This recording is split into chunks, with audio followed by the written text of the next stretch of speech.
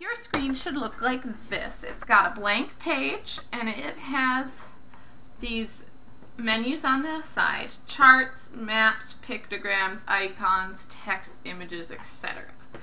For tonight's assignment, what I want us to do is I want us to focus on getting our chart. Now, we can go down, we can select a few different types of charts. There's lots of interesting kinds, like a line, a smooth line, a column.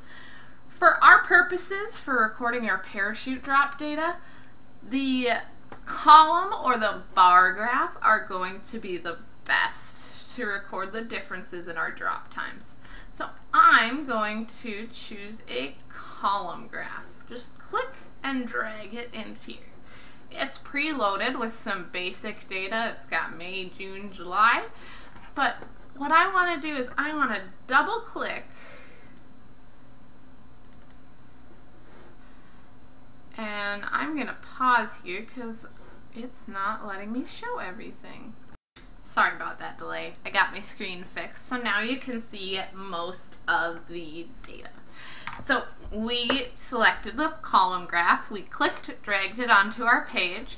These buttons at towards the bottom left will allow us to easily enlarge or shrink our graph. Oh, that's actually zooming in on the whole page, I'm sorry. And then if we wanted, we can drag our graph around. And in a little bit, I'll show you how we can make that larger. But for right now, what I want you to do is double click on it, and the edit option should open up. So you should see this black area that says data table open up. Now, you have two options, and I would like you guys to complete this before we come back to class tomorrow. You can start recording your data one of two ways. You can enter it into a Google spreadsheet and upload it using a URL, or you may go ahead and start typing your data into the data table provided. So for example, I would say this is my base test. This is the basic parachute. Basic parachute, and the average drop time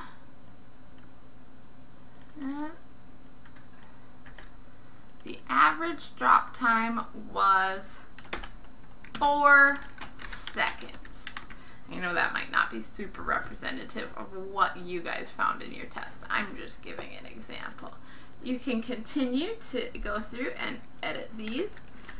Design 1, design 2, design 3. I'm going to pause for a second and get mine caught up. You should do the same.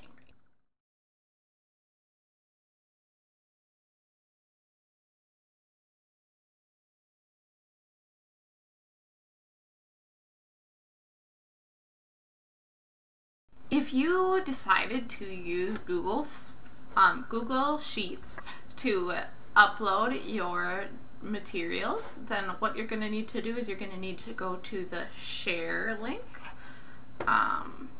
get a shareable link. I don't think you need to have it available to view or edit. You just can have it view. And then we're going to go back to our our Venngage. Here it's going to say import a public spreadsheet. You are going to enter your data there. Oh, invalid URL or key. Hang on one second. I need to verify that my sheet is published. So,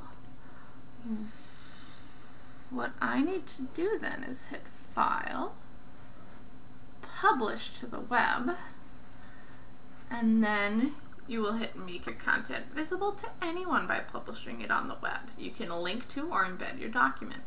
Now I'll hit Publish. I'm going to publish this selection. Chances are nobody's going to need to use it. Nobody's ever going to look at it. So this is one way to do it. If you're concerned about privacy, then I might consider just entering it into the Venngage by hand. But I now have the link, So I can Control C, copy that link, go back to my Venngage, and let's try again. It's okay to make mistakes, isn't it? So import, now you can see my data has changed. It uploaded the information that I had on my Google Doc. And